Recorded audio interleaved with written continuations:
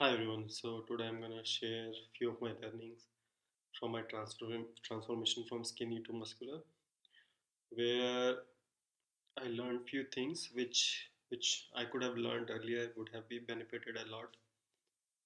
Uh, First of all, when I started lifting, I was very intense. Right, I remember there were days where I will do exercise for two times. I was so addicted that I'll overtrain and I will do it for two times in the morning and the evening, right? And even per per session, there will be like six, seven exercises, and like going till failure, fatigue, and so probably doing overtraining. So that was the worst thing I could do to myself. And so one thing which I learned in the over the period, right, which is kind of similar to dating as well. Like there is nothing called overtraining, or I've never heard anybody uh, whose girlfriend or whose partner left because uh, they were because they were like people leave when you are too much interested in them, or like you talk to them too much, or you indulge with them too much, right? But I never seen like somebody leaving somebody because they didn't had time or something, right? If the quality time only for small period, people tend to stay, right? I'm a little bit deviating from bodybuilding, but yeah. So same way in bodybuilding, there is nothing called under training. What I learned over the long run, under training, I think is the best thing you can do. Like if you can like train properly in the Goldilocks zone, that is the best thing. But if I have to tell, okay, the one mistake you can do is you can under train but not overtrain. Why I'm saying that is I did lot of overtraining, and instead of gaining muscle, I like lost. I lost muscle basically. That happened, and worst thing happened that it demotivated me. Like your willingness, your motivation, whatever you call it, the fuel inside you is limited, right? So you cannot put on the gas very early and exhaust yourself without seeing any significant changes in the body, right? Like you have a limited fuel and you have to use it. Like it's like cooking as well, right? In cooking, like you can cook really fast, but will fuel like you will use your CNG a lot and will burn the fuel.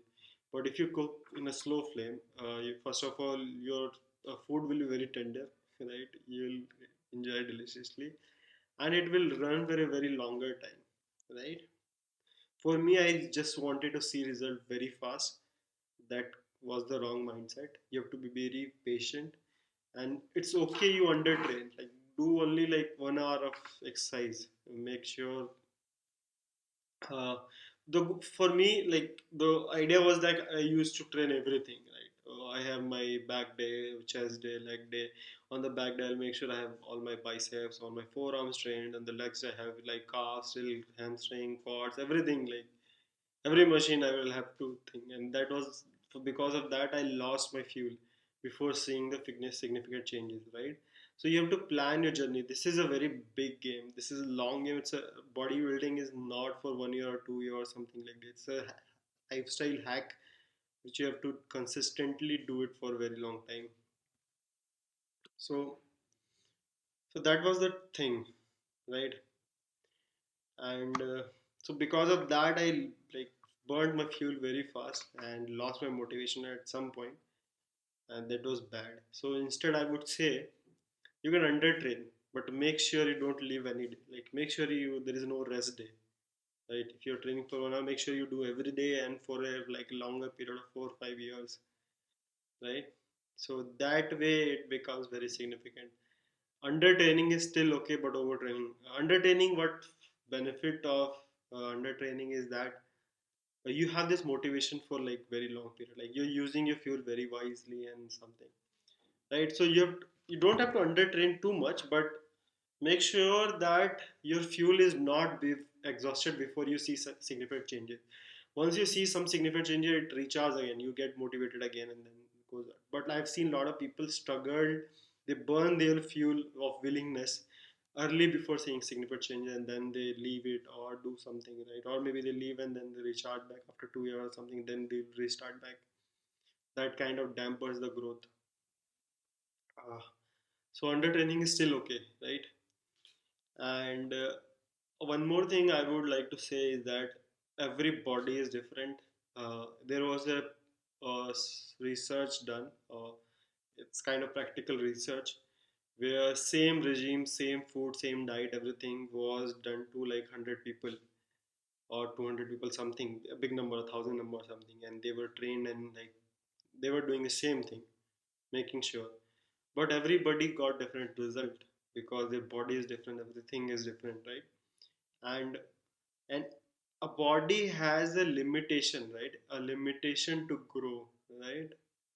Uh, it's like if you have seen a fruit like a lychee in India, which is popular. I don't know what we call in English. Or if you see a mango, right? There will be few mangoes which will be bigger, uh, and they will have this seed, big seed inside it, right? And there will be few mangoes who are shorter. And at the same tree, you will see different size of the mango, and somebody will have bigger seed and more pulp or less pulp or something, and they have various different. Same way our bodies like that, right? So your body can like at max, I think it can go 25 kg naturally. I'm talking about 20. You can have muscle mass. I'm not talking about fat or something. At max, I think you can put on 25 kg extra than what you weight, right? This is when you're peak of genetic, like your peak, like only I'm talking about muscle, not fat, right? So what if you're 60, take it 85, you're in the peak genetics. If you're able to throughout the year of 5 years or 10 years, you're able to pack on 25 kg. And if you are really like bad genetic or something, still I would say you will go 10 kg, right? And on average, most people will be in 15 to 20 or 18 something, somewhere they like, right? But like if you're even least, right, if you think you're 60 and if you pack on 7 10 kg of lean muscle, 70, that is like you'll increase your attractiveness by like tenth fold, like your muscle and everything. That is too much, but that is like it is better than everything. So never compare yourself. Some might get 25 kg of lean by some might get 10 kg. And I think I've learned this thing from FitTuber, a really popular yeah, bodybuilding uh, expert, I guess, right? He talks about this idea that everybody has this genetic potential, right? And in your life, it's your goal should be to put your genetic potential. Like you can become something even worse. Genetic could gain 10 kg if you're persistent of, and 10 kg of muscle, like it's a big, like it's a very significant, right? I'm not saying that everybody can become Arnold, everybody can be a genetic beefy guy, but even if you have worse genetic, you should not think, hey, it's game over for me or I should quit. Even if you pack 10 kg, you are like, even like nobody wants, like if your goal is to get become attractive, find a partner, that's because that's why you're lifting or whatever it is. That's basically these are the reasons, and a lot of people cope about the reasons, right? But if you have that goal, 10 kg of lean muscle will significantly increase your whole thing, right? Whole personality, whole body architecture. That I would say. This is not less, bro. Think about chicken when you eat chicken. 1 kg is this much, and like think about 10 kg will be like something, and you pack on yourself. So worse genetic will still go around 10 kg, right? And if you're able to achieve the 10 kg, there is, yes, there will the growth will be different, like depend on different to different people. But in the end, you will pack on slowly, steadily. Will pack on. Maybe it takes 5 years, 10 years, and you regularly do it. And also, so you don't have to compare yourself with anybody, right? And that's why even the social media and everything, people have like with good genetics or maybe on steroids have inflated the market.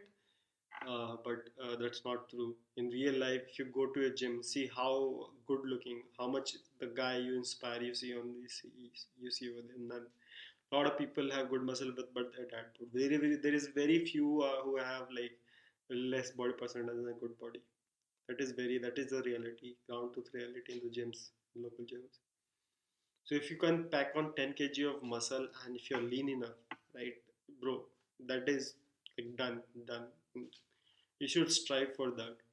And one of the benefits of doing exercise is not only the muscles and everything, this testosterone, right? It's not that the biggest guy always wins the fight. It's the guy who has willingness, who has the courage, right? And these are the marker for testosterone. And your willingness to put work, your hungriness, this whole thing, right? So if you keep lifting compound exercise and everything, your testosterone, you will be, have this childlike energy which you used to have in your college days. If you remember the college, how much active you were, right? And then as you gradually age, you don't feel that motivated to move around, do stuff, right? Be adventurous or something because you are dipping your testosterone. So yeah, lifting a lot of compound heavy weights definitely increases testosterone. So that is always has the benefit. Forget about if you're gaining muscle or not. But if your testosterone levels are on the peak, bro, you will breaking the bed. And that is a very good thing. You will be very active. You will be very energetic. You will be very motivated. You will be very risk taking, right? And those are thing qualities of a winning personality, right? So there is a tremendous thing. Forget about bodybuilding. Just that lifting heavy will give you testosterone boosters in your body, and that will keep you very active, right? So that's it. So I hope this advice help you. Just remember, you have a limited fuel before using. Use it wisely. Undertrain is still okay. Overtrain is not okay, right? I have done that mistake. I've overtrained. I try to see, squeeze my everything and see. You cannot make a baby born before 9 months, right? Whatever you feed to a female or something. Same way, there is some rate of thing. Like I remember, like this thing I learned from. I think there is a cooking method. I don't know what it's called, stewing or something, just to make your chicken or your meat tender, right? If you put on a very high flame, it will cook but it will become very rubbery and chubby kind of thing, right? Doesn't taste good. It looks very fibrous, but when you slow cook it, like the meat becomes very tender and soft, and it also takes a lot of less fuel, like your gas, and slowly it cooks. So same way, I think bodybuilding, there is a rate of growth. You cannot surpass that rate of growth. And even if you do it, you will run out of fuel. You'll run out of motivation if you try to do it within very little time. So make sure you don't repeat that mistake. So see you in the next one.